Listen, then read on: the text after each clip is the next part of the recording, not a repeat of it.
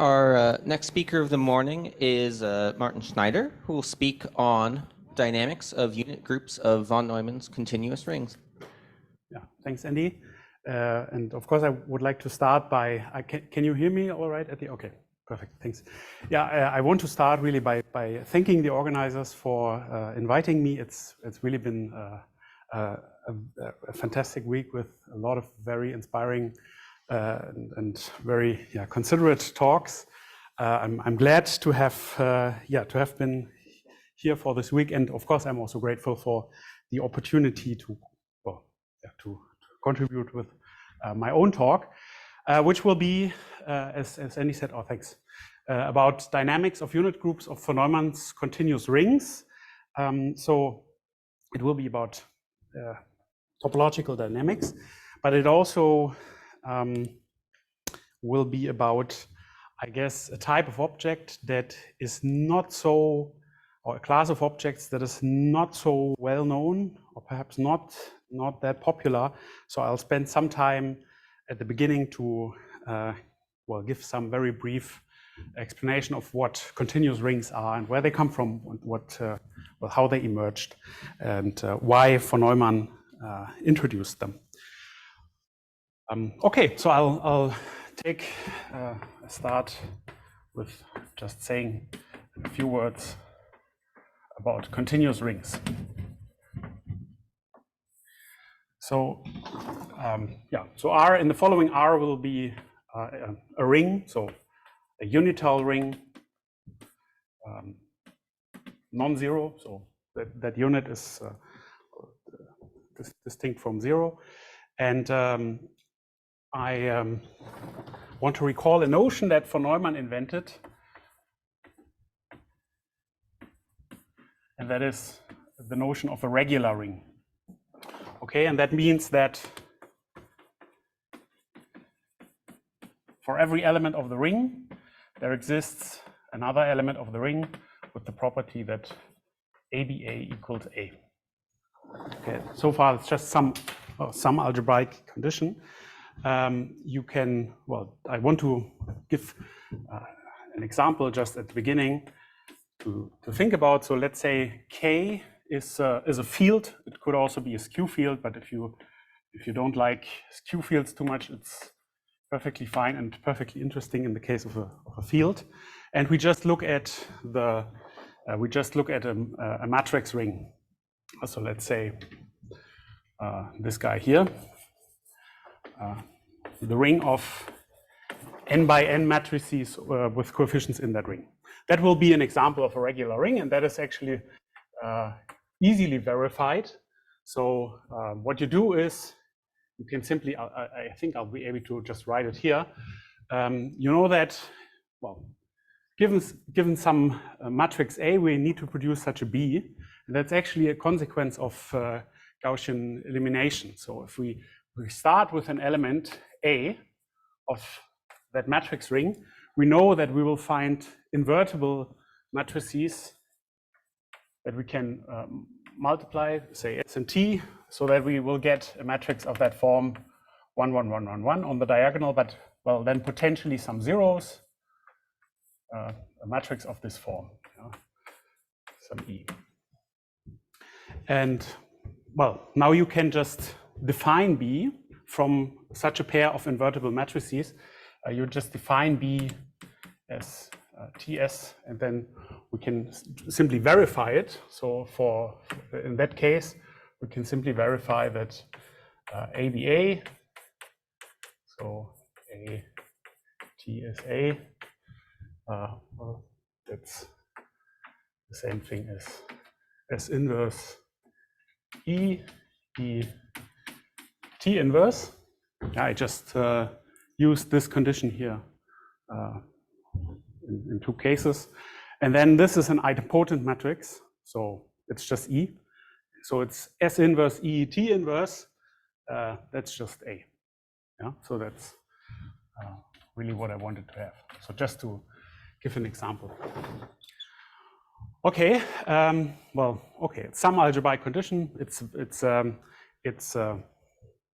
satisfied by these matrix rings.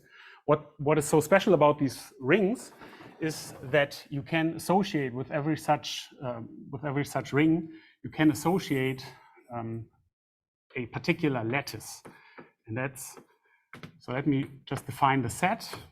So it's just the set of all principal left ideals of that ring, and it actually forms a lattice. So if you take the sum of two such principal left ideals, then, well, what gets out of it will still be a principal left ideal, which is something that doesn't happen in general rings. Of course, it's due to the fact that it's a regular ring, and it's not trivial to prove that. Same for the intersection. And that lattice that you will get even will have further properties. It will be a complemented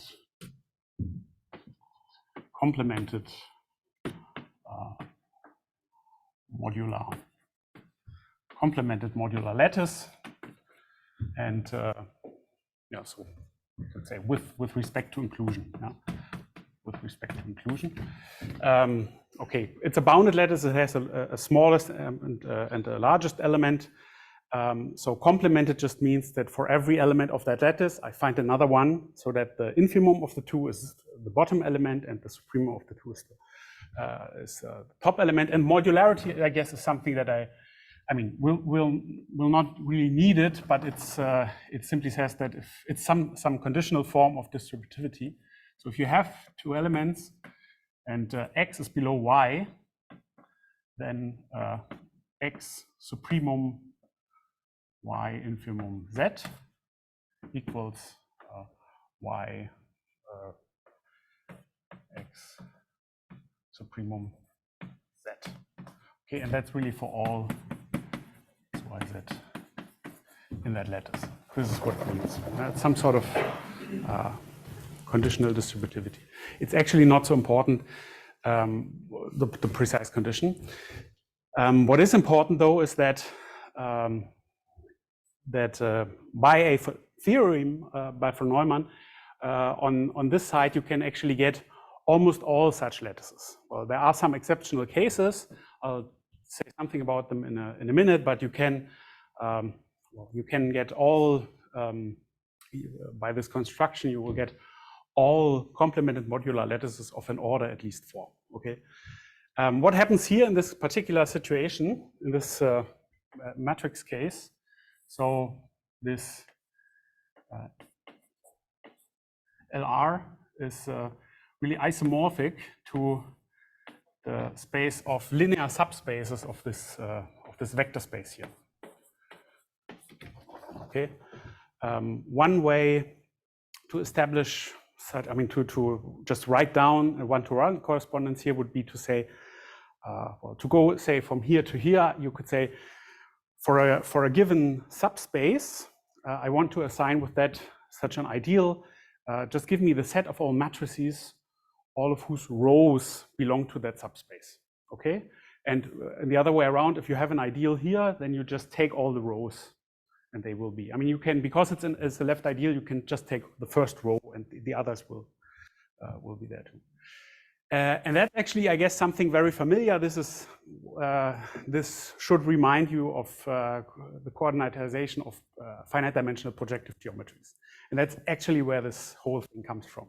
So there's very classical theory, a classical coordinatization theorem by Veblen and Young, the sort of the fundamental theorem of projective geometry, that tells you that, well, putting aside those exceptional Desarguian planes, every finite dimensional projective geometry of dimension at least 3 can be coordinatized over some skew field, over some division algebra, and that's this theorem was something that von Neumann put into comparison with observations that he had made as part of a joint work with Francis Murray in operator algebras. So what von Neumann observed was that there is a lot of similarities between these lattices here on this side that well, basically encode projective geometries, and geometries that arise from finite von Neumann algebras. And this is what he, well, used as a starting point to really set up a whole theory. So the whole theory of continuous rings is, well, it could also be formulated as a theory of, or it is really, well, it has a sibling that is the theory of continuous rings. And what is of continuous geometry. So what is a continuous geometry? Continuous geometry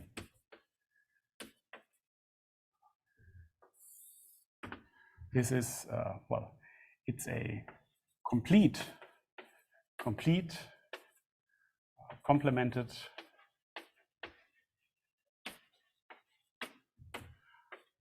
modular lattice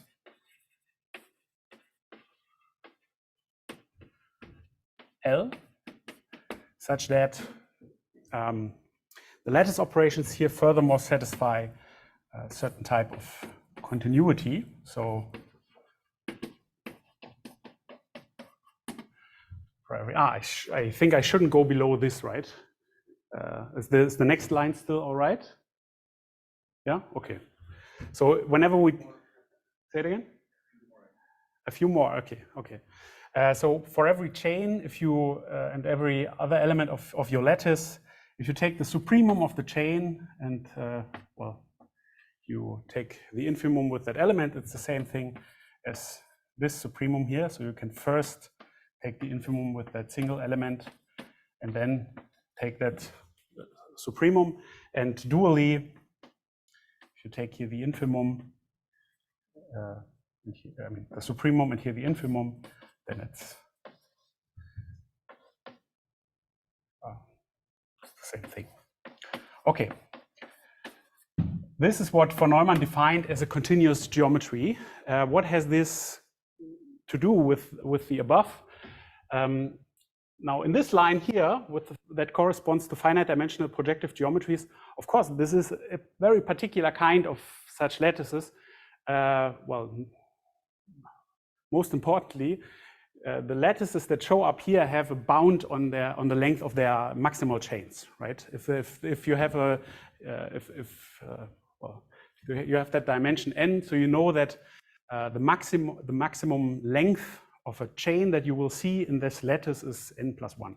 Okay, but these examples, which we will see in a second, that came from the theory of operator algebras, that, I mean, they don't have anything that resembles that. Yeah? So they don't have a bound on these on the length of chains. They don't have atoms. So he was really looking for a counterpart, some version of projective geometry that is point-free. Okay, so he had to get rid of this condition. But what he still wanted to have is, well, he wanted to have infinite limits in this order theoretic sense, and he wanted those suprema and infima to be continuous to satisfy this kind of continuity condition. And the rings that correspond to these continuous geometries, they are just the continuous rings. So that's what a continuous ring is. A continuous ring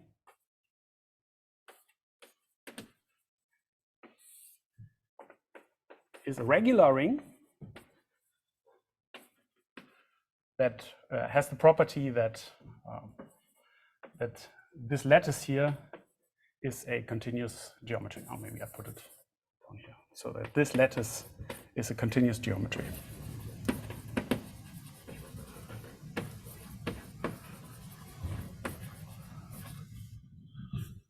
Okay, and these continuous rings, we will see next, that they come equipped with an intrinsic topology, which is, this is not part of the definition, of course. Well, this is an algebraic condition, and this, yeah, okay, it's a condition about the lattice, but they will have further properties that just follow from these assumptions. And I'm interested in, and I want to tell you a few things about the dynamics of the groups of invertible elements of these continuous rings. Okay, so no, I think I'll go over here. Oops. So the first thing, I mean, the first really big thing that von Neumann proved was this this correspondence in the first line, so that actually you will get every complemented modular lattice with of an order at least 4. I will not tell what order means in this context.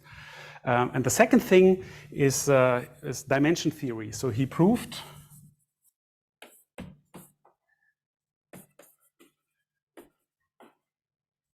so this was maybe 35. I should say that all this theory that he developed on continuous geometries and continuous rings originated within really a very brief period of time. This was just 2 years he was working on this, but it's multiple papers. It's a book that, I mean, it's his lecture notes that of a lecture series that he held at Princeton. So this is quite a body of literature that exists, and it's just work by von Neumann and then some of his students. So let's say R is an irreducible continuous ring. So what does irreducibility mean? It just means that you cannot represent R as in a non-trivial fashion as the direct sum of two other rings. Okay, and the same, by the way, the same notion of irreducibility I could define for a lattice. A lattice is irreducible if it cannot be written in a non-trivial way as a direct product of two lattices. And these two notions of irreducibility, they really correspond to one another via this correspondence. So a ring is irreducible if and only if it's associated, a regular ring, if and only if the associated lattice is irreducible. And actually in the context of continuous rings, this is also the same thing as saying that the ring is simple. Okay, now every such ring admits a so simple doesn't have a non-trivial two-sided ideals, just as the algebraic notion for that. They do have a lot of idempotents, but it's about central idempotents that commute with everything. That would be another way of saying it. It doesn't have I mean, of course, it has 0 and 1. But those are the only central idempotents. Okay. Actually, the geometry of idempotents in such rings is the essential thing about the ring and the associated geometry. So this is okay. So there is a unique. I call it rho, and this, well, it's unique. So it's really something that comes from the ring. It's a unique rank function. Rank function. Rank function. So what do I mean by that? That's really definition. So it's a few properties. So first of all, the rank of the one in the ring, the one element in the ring is 1. Second, for any two elements in the ring, the rank of the product of the two is bounded by the minimum of the ranks of those two elements.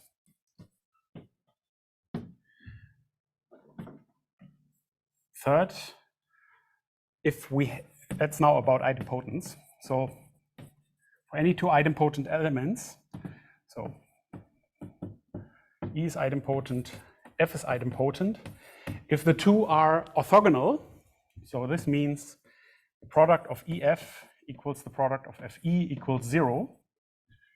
If that is the case, if we have two orthogonal idempotents, then the rank of their sum is really the sum of their ranks.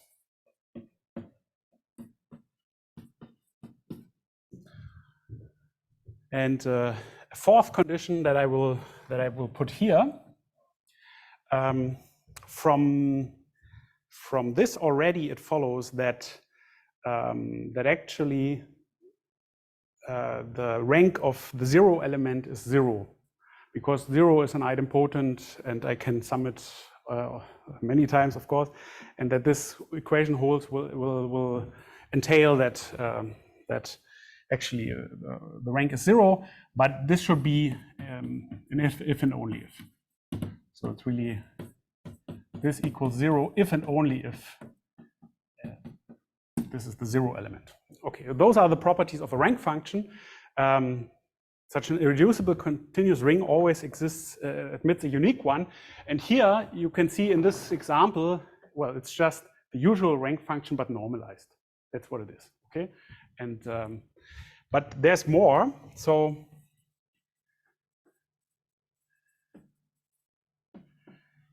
this map here, call it dr.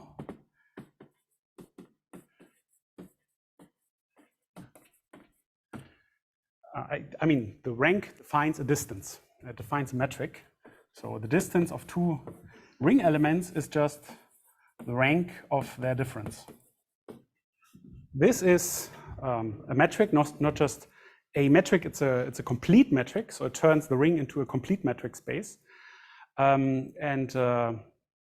Well, you can, if you restrict it to its group of invertibles, it will be a bi-invariant metric on that group. Okay, so this is a complete metric.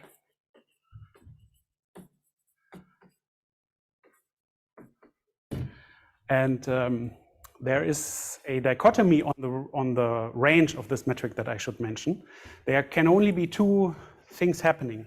It could be that the range of this function is finite, and then this is really the case where your ring is isomorphic to a ring of that form over some skew field, and the rank function is precisely the only rank function that there exists.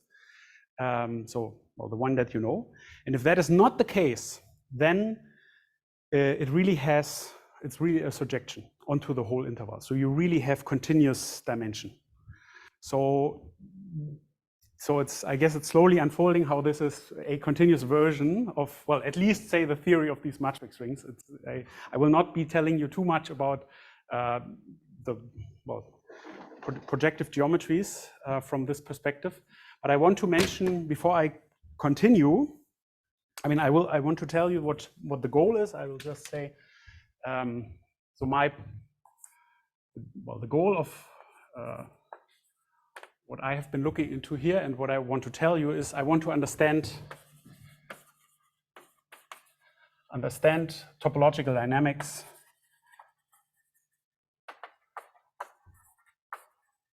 of the group of invertible elements of the ring. So I just call it GLR.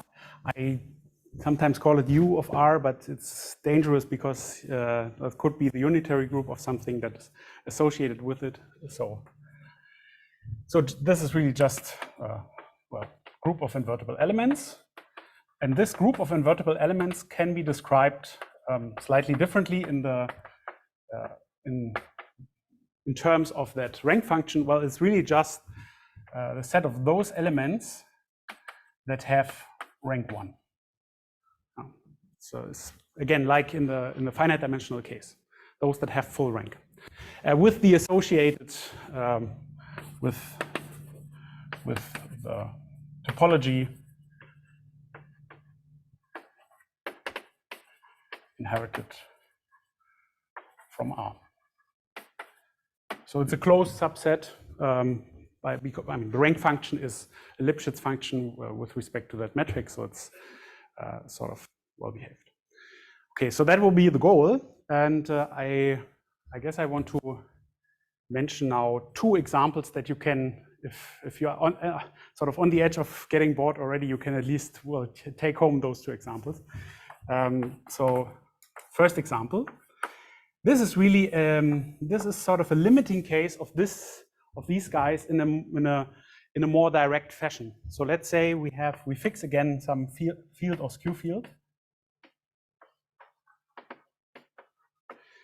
Then what I can do is I can consider, move this slightly up.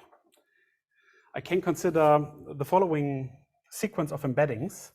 So here I look at the group of matrices, but now it's 2 to the n by 2 to the n matrices over that field.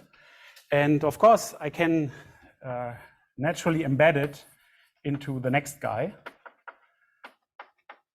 by just, taking a matrix and duplicating it along the diagonal.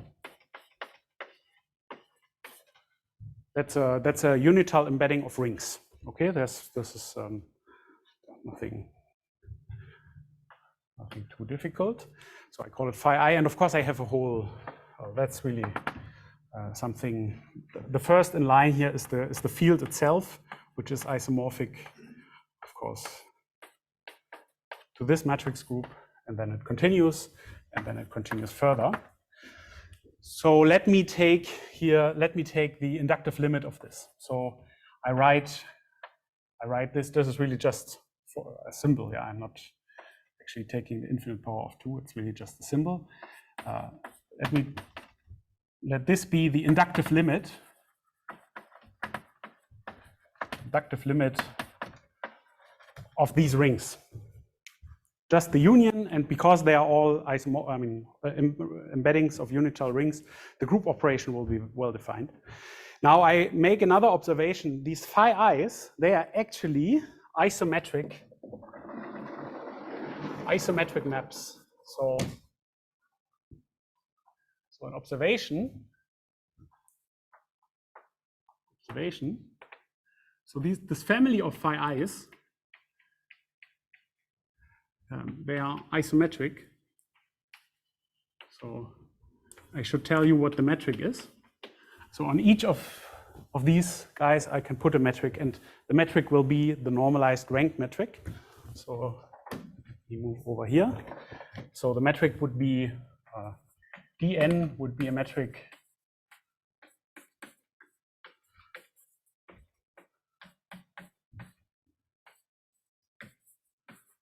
on here, and of course the distance of two matrices is really just the normalized rank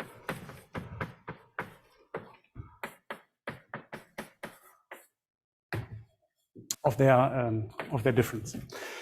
Okay, they are isometric. So actually, these metrics, this family of metrics, lifts to the inductive limit. It's, well, if I want to compare two elements, I just go to some stage where they are both defined, where they both enter in that inductive limit, and I compute their distance. And it doesn't really matter if I made a mistake and I jumped to an earlier time and computed the distance there, because these are isometric.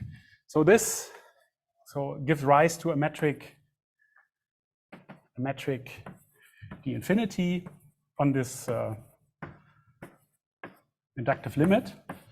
And I can simply define now m infinity. Now I forget the 2, which may be a bit dangerous because the construction depends on what in some sense depends on the 2, but it will not actually depend on it. So I just define this to be the completion of this metric space.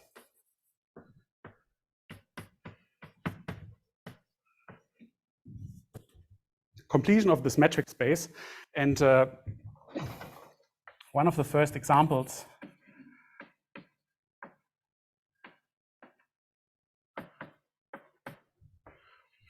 of a continuous geometry of a continuous ring was this. So this thing here is a simple or irreducible continuous ring.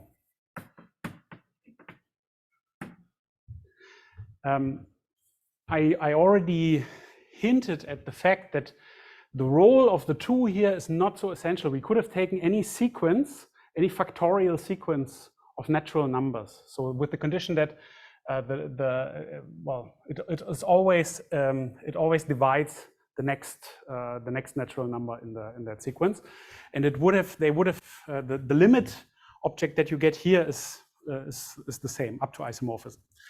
And I should say at this point, this has been, for the case of a finite field, has been considered in the context of metric Frise theory. So actually, if K is finite, then this can be described as a Frise limit of the class of finite matrix algebras equipped with their normalized rank distances. So this is so I'm not going to tell you any more about this, but connection with continuous logic. This was, I think, Anderson and Lupini in 2017. Okay, now the second example, there's more to tell about this, but I'll leave it at that. The second example. Something like the reals, MNK, Yes. you still get the discrete topology of MNK, yes? And the old one. The old ones here, yes, absolutely. They are always discrete objects if I don't go past to a limit. These guys in this cosmos here, they are discrete objects. Yes. I mean, so what I wanted to, so this dichotomy, thanks for asking. Yeah? So I could state this dichotomy about the range here even differently. I could have said this topology is discrete or is non-discrete if and only if that is a surjective function. So I really see continuous dimension. Yeah? And in all the other cases, it's really just this discrete finite dimensional object. So the second example, I think I'll spend much less time on telling you about this. This was actually the example that led von Neumann to develop this joint generalization of finite dimensional projective geometries and this guy. So let's say this is a von Neumann algebra, so a so-called type 2-1 factor. So certain type, I leave it at that, a certain type of von Neumann algebra acting on some Hilbert space H. So for instance, this is something that you can associate with every, with a large class of discrete groups. For instance, you can say this could be the group von Neumann algebra associated with that's the group von Neumann algebra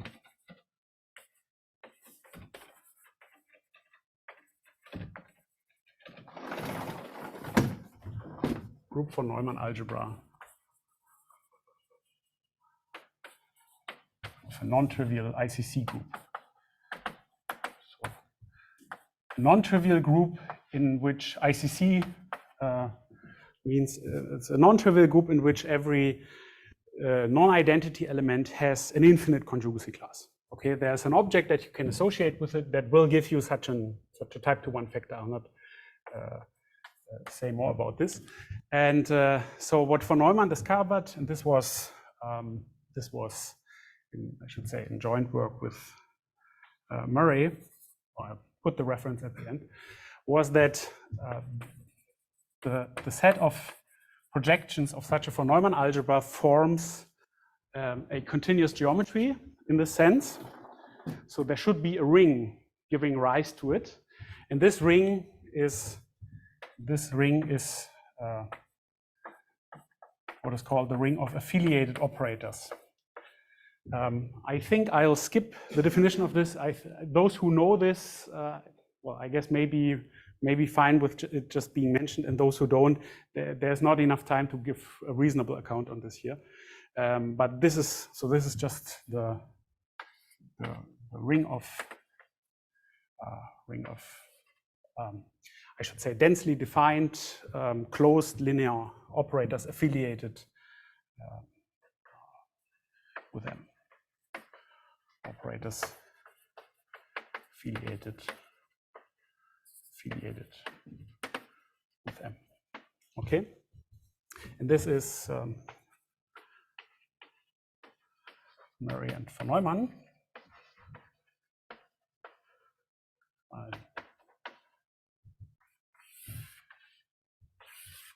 In 36. Okay, so much for the examples. As I said, I want to tell you something about the dynamics of these groups of invertible elements. And as you may expect at this point, those will be large groups.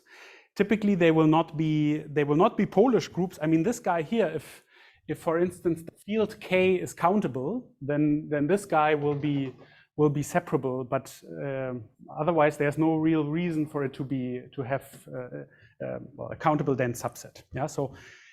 They are large groups, but not. I mean, they are not Polish groups. They're not Polish groups. That's it. Not in general. And okay, but well, I will tell you something, or I want to tell you something about their dynamics, which will tell you that they are in fact quite large. Maybe I. something here. And for that, I want to briefly recall a theorem that has made an appearance earlier this week in Todor's talk. And that's the theorem by William Veitch from the 70s. So what's the theorem again? So we are entering now the second part. So topological dynamics.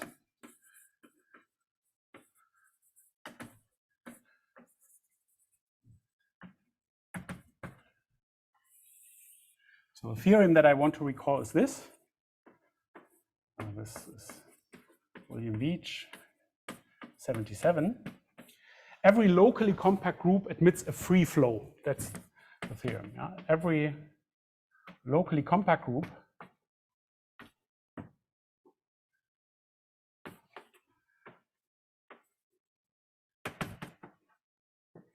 admits a free flow. So as in the other dynamical talks, a flow of a topological group is a compact, non-empty compact house of space equipped with a jointly continuous action of the group on that space.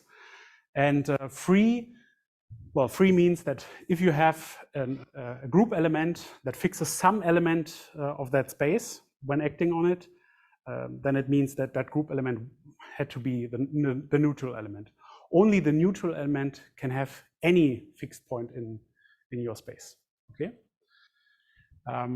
So this theorem is the reason why several people have mentioned extreme amenability doesn't show up for discrete groups or even for locally compact groups. For instance, Justin mentioned that. I would just recall an extremely amenable group.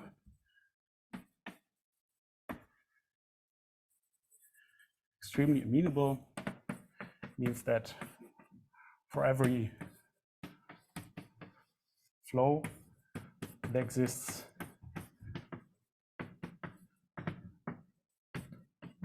really a global fixed point.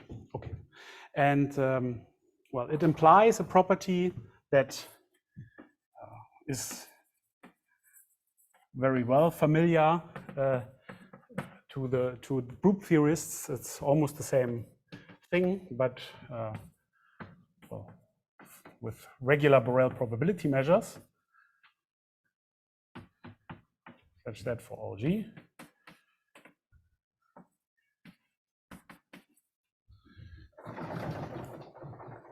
so this is just to compare. Now you may think, okay, I may be about to tell you that these groups are all extremely amenable. Well, at least I can tell you something in that direction. So first result, I think really the first result that was considering dynamics of these groups. This is by Alessandro Carderi and Andreas Thom. It was published in 18, it appeared in 16 on the archive. If K is a finite field,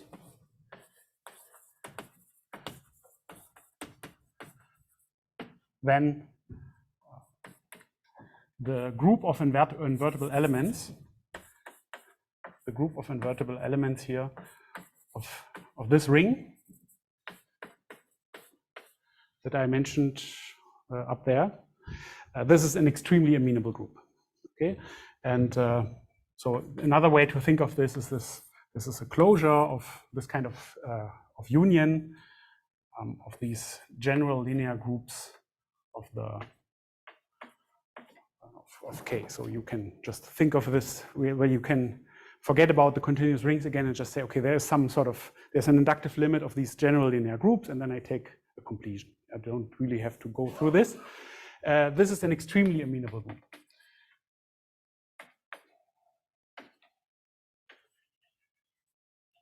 And so the proof of this has really something to do with this other phenomenon that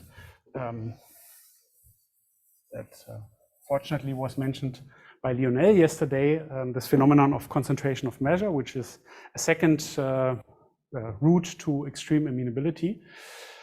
But it makes heavy use of the fact that the K is finite. I mean, I will not go into the details of this, but it really is, it depends on this. So if you want to prove that all these groups are extremely amenable, you would need to develop something that is essentially different in an essential way from this. And actually, what I can tell you is that it is doomed. So they are not all extremely amenable, these examples. These continuous, these unit groups of continuous rings. Actually, there are some that are not even amenable, and well, in some sense, it makes sense if you think of them as some sort of continuous analog of general linear groups. But it turns out to be more complicated to actually prove this. So if gamma is something that is called, or if it's a discrete group that is not inner amenable. So inner amenable means we can look at the action of G. So okay, I'll first state it and then say what the definition is. Well, then the unit group of this ring of affiliated operators that I mentioned, operators affiliated with the group von Neumann algebra of this thing, this is non-amenable. This is non-amenable. And just to tell you what this means, so it means, so we can look at the action of the group by conjugation on, well, the set of non-identity elements. Yeah, so we discard the identity element and let that gamma act on this set by conjugation. The definition of inner amenability is that that this action admits an invariant mean. So there is a mean on little L infinity, so a positive unital linear functional on little L infinity of the set that is invariant under that action. Okay. So examples of this group, of such groups are, okay, free groups, Thompson's group, groups V and T. They are not inner amenable. I suspect that this conclusion should hold in much greater generality, but it's actually, well, for me, it didn't turn out to be that easy to prove just even this case. So, okay. But there is something that I want to mention to you about.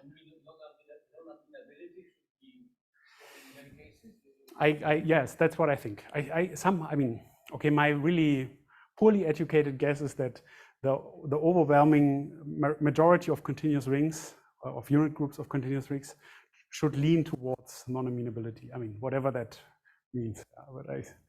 Okay, but and I mean, this has really to do with well, these affiliated operators and stuff. I think it doesn't really fit well for this talk. But there is a property that I want to mention to you that is a bit, I mean, the unfortunate thing about extreme amenability is that, well, it is a way of saying a group is large, but it also, well, it entails amenability. So it's like, okay, if you exhibit extreme amenability of a group, of course you say that it's a large group, but it almost sounds like a group that is large should necessarily be amenable, and I want to make a definition that somehow is of a slightly different spirit that really has to do with this theorem of Veach. So I call a group inert, a topological group, if for every G flow and for every single element there exists a point that is fixed. So in particular, this means, I'll move this up. So in particular, by Veach theorem, such a group cannot be locally compact unless it's a trivial group. Okay, yeah, but that's the only case. How much time do I have? 5 minutes, yes. Okay. So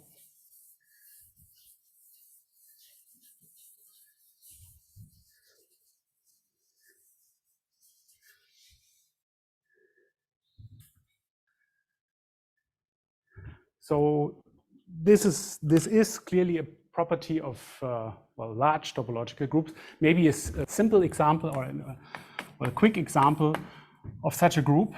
These L0 groups that showed up in François' talk, but I think for integer coefficients, right? Yes. Well, you can of course do the same thing, but you for your coefficients you take free group on two generators, any non-amenable discrete group. So we look at the group of all measurable maps from the interval to that countable group, and it gets this topology of convergence in measure. This group is non-amenable as a topological group, which is not, it doesn't simply follow from the fact that F2 embeds into it. It's more complicated to prove this. So this is non-amenable, but it's inert. The inertia part has to do with results by Giordano and Pestov. And the non-amenability follows from a work of Pestov and myself from a few years ago. Okay. Now, the reason why, I mean, what has this to do with the work of, well, I'm mentioning work of Giordano and Pestov, which has to do with extreme amenability of L0 groups, but here, well, it will not apply because the group that we have put here is a non-amenable group, but it actually has to do with the following very simple lemma. Very simple lemma. So let's say G is a topological group. If G is the closure of the union of all its extremely amenable subgroups, so let's say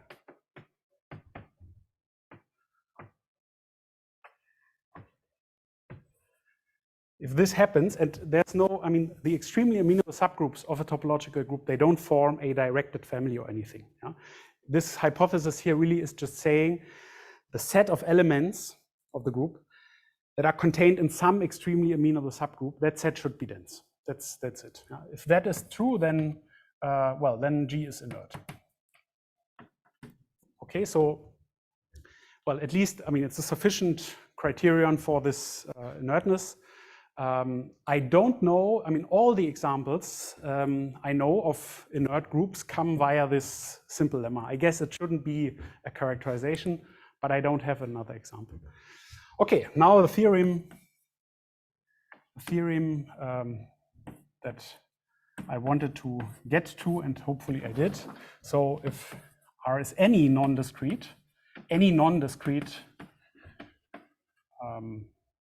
irreducible continuous ring,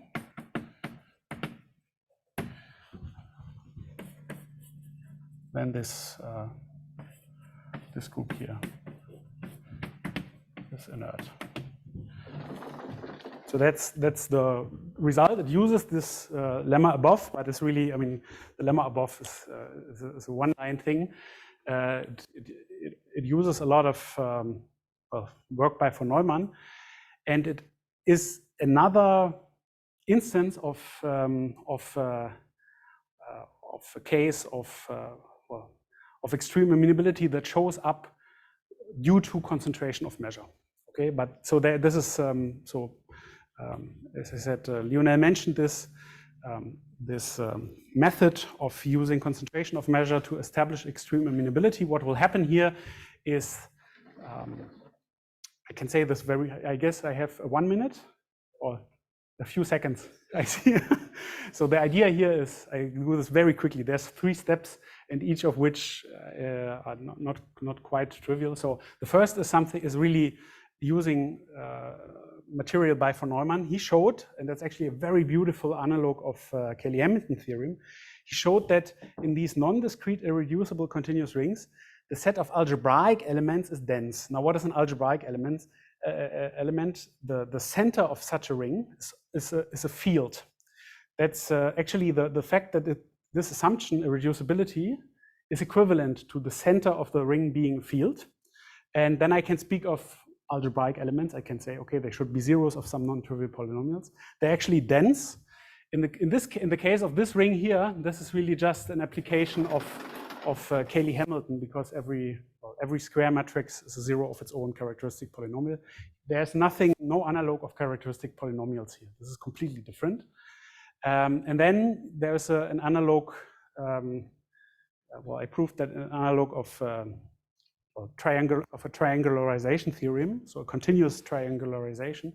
So I managed to show that these algebraic elements, they're all contained in, well, they each stabilize some maximal chain.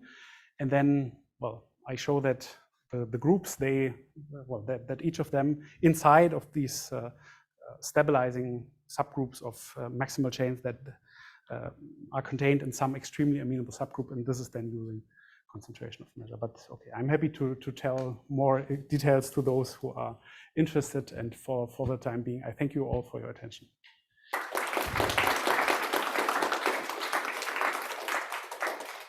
Thank you, Martin. Any questions?